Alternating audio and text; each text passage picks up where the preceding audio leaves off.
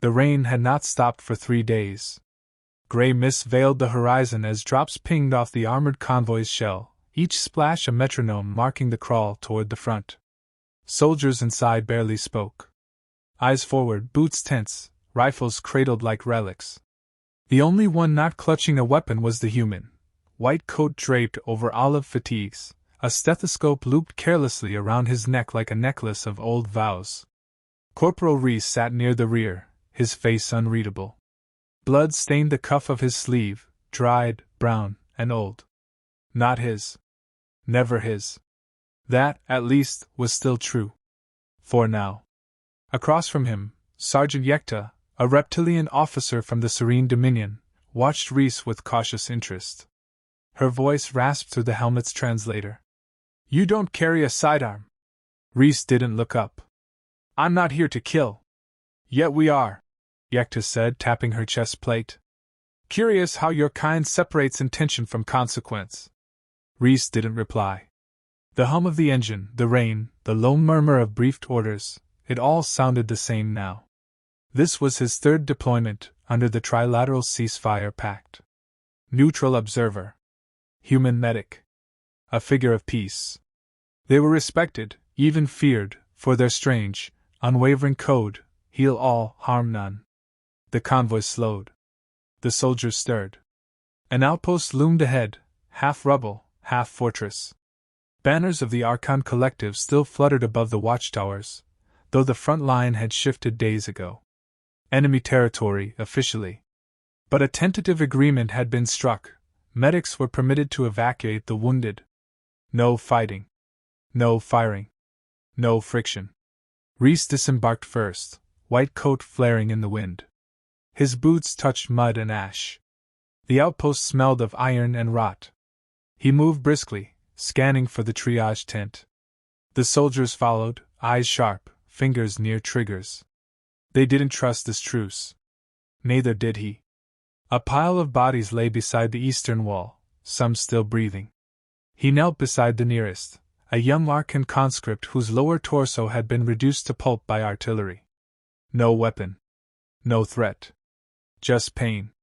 "I've got you," Reese said quietly, hands working fast. Pressure wrap. Stabilizer shot. Heart monitor. The boy's eyes flicked toward him, pupils dilated, face drawn tight with disbelief. "You're human," he croaked. "And you're alive?" Reese answered. He stayed there, crouched in the blood-soaked dust, until the boy's pulse steadied. Then another cry reached him, a deeper, raspier voice. Older. Female. Broken ribs, collapsed lung, arterial spray. He moved to her, knelt again. His gloves were slick. The coat was no longer white. By the time he looked up, half an hour had passed.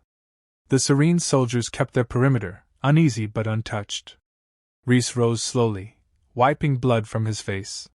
That's when he heard it, a sound not of pain, but of silence. A hole in the atmosphere. No moans. No movement. Just absence. He followed it. Through a half-collapsed hallway, down stone stairs still trembling from the last shelling, he found the door. Marked in Archon script, Medical Sublevel 2. Authorized personnel only. It opened too easily. Fluorescent lights buzzed overhead. The corridor was clean. Sterile. Untouched by war. Reese advanced, slow and careful. This part of the compound had power. That alone was wrong. A gurney sat abandoned in the hall. An empty syringe on the floor. Then the hallway turned, and he saw them. Beds. 10 of them. Occupied. Not soldiers. Civilians. Strapped down, sedated, monitored. Their veins ran not red, but blue-black. Eyes sunken, skin pale. Each wore a tag, Phase 4, trial sequence active. He stepped back, bow rising. This wasn't a clinic. It was a lab. "Do not interfere," came a voice behind him. Archon accent. Cold, sharp. "They are being prepared." Reese turned. A figure in white stood near the door, another medic, or something close. Human-looking, but not. No insignia. No remorse. You're experimenting on civilians. They volunteered. No one volunteers for this. They are advancing our understanding of interspecies immunity. They're dying. The figure smiled faintly. Progress costs. Reese stared at the patient nearest him. Couldn't have been more than 12. Tubes fed into her skull. Her chest barely moved. He took a step forward. Leave now, medic, the figure warned. This is beyond your jurisdiction. Reese looked down at his hands, still gloved, still trembling. He didn't move. His breath came slow. Do you know why they send humans? He asked. Silence. Because we're supposed to care. He turned and walked out without another word. The door closed behind him, the lock clicking like a coffin lid. When he emerged into the gray daylight again, the soldiers looked up. Blood streaked his coat. More than before.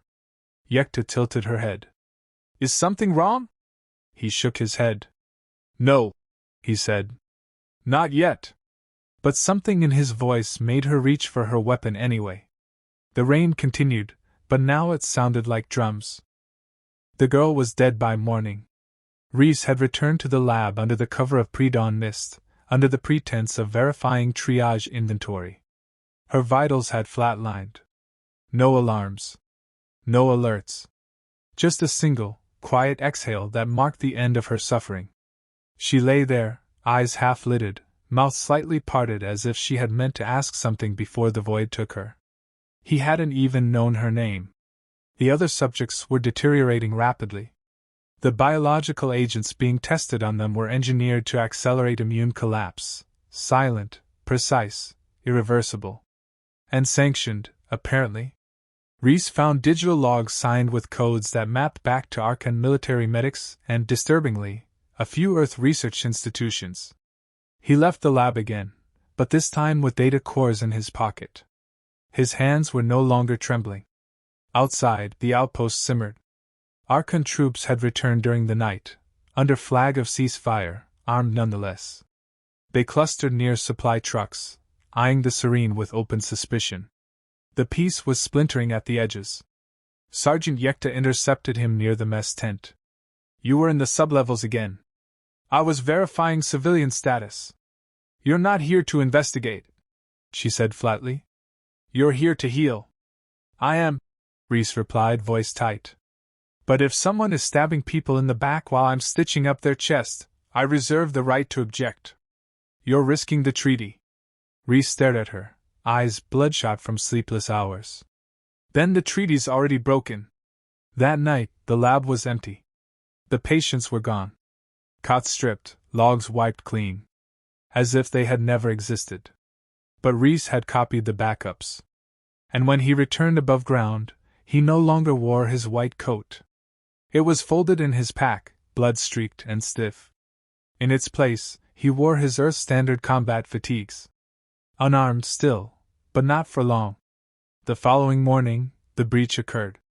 An Arkan operative, supposedly part of the wounded evacuation detail, pulled a concealed pistol during a personnel transfer. The gun was meant for Yekta, but the shot went wide, caught a young Serene private in the neck instead. Screaming followed. So did retaliation. The ceasefire, already brittle, shattered. Gunfire erupted. Reese dove for cover, not out of fear, but fury. He saw the shooter, a thin man with medical patches sewn onto his sleeve. The same emblem he had seen in the sublevel. Reese ran at him. No hesitation. No thought. Just speed and rage. The man raised his pistol again. Reese tackled him into the mud. The weapon skidded away. They struggled, brief, brutal. Training took over. Reese's forearm pressed into the man's throat, pinning him down. His other hand reached for anything. Found a rock. Heavy. Slick. He swung once. Twice. By the third blow, the man's face was unrecognizable. Blood soaked Reese's sleeves. His stethoscope had come loose, trailing through the mire like a snake. He rose slowly, panting, face splattered. Around him, the firefight had quieted. The Serene had overwhelmed the attackers. Order, or something like it, returned. But when they looked at Reese, they didn't see a medic anymore. Yekta approached. She didn't speak immediately. Just stared at him, at the carnage, the crimson dripping from his chin. Her voice, when it came, was hoarse. He was unarmed. He was part of the experiments, Reese answered. You killed him. He was already dead. He just didn't know it. She took a step closer. This isn't why you're here. Reese didn't flinch. Maybe it is now. That night, no one slept. The Serene tightened security. The Archons withdrew. Official reports were redacted before they were ever written. No one spoke of the lab. No one mentioned the girl. But in the flickering shadows of a cracked barracks wall, Reese sat alone, scrubbing his hands raw with antiseptic wipes. The blood wouldn't come out. Not all of it. He stared at the old white coat beside him, stiff and useless. It looked more like a butcher's apron than a medic's uniform now. He wondered if it ever meant anything at all. The next day, he stood before a tribunal of sorts, 3 Serene officers and 1 Archon liaison, neutral ground, stone faces. You violated protocol, the Archon began. I did my job, Reese answered. You took a life. I stopped a murderer. You wore a non-combat designation. And found war crimes under your command. Silence. Yekta watched from the rear of the room. Her expression unreadable. The Archon leaned forward. You're no longer neutral. No, Reese said. I don't think I ever was. Later, back in the yard where the bodies had first piled, he stood alone. Rain again. It always rained here. He opened his pack and pulled out the coat. Looked at it for a long time. Then folded it carefully and placed it under a half-buried stone near the field's edge. A grave for a uniform. And the man who once wore it. Behind him, Boots approached. Yekta again. No weapons drawn. Just silence. What now? She asked. Reese looked toward the smoking skyline. I go back. I find the others. You're just one man. No, he said quietly. I'm a medic. And he walked into the storm. Reese crossed into the exclusion zone at dusk. The sky burned orange behind the ruined ridge line, casting long shadows across the path carved by retreating armies. Satellite feed had shown no patrols in the last 48 hours. No drones. No signatures. Just silence. That, more than anything, confirmed the truth. The facility ahead was still operational. The kind that didn't want to be found. He moved like a ghost. No coat. No insignia. The only weight on him now was the encrypted course slotted into the pack on his back. Data from the Archon lab. Proof. Names. Images. Coordinates. Enough to damn a dozen governments if it reached the right hands. Or to disappear him forever if it didn't. 2 clicks out, he stopped to study the terrain. A field of broken structures lay ahead, once a research center, now repurposed into something colder. Harsher. He could see the faint shimmer of automated defenses in the air, cloaked in distortion fields. Not military grade, but something more, surgical. He crouched behind a twisted pillar of rebar and concrete, heart pounding. Then movement, 2 figures in lab whites dragging a third.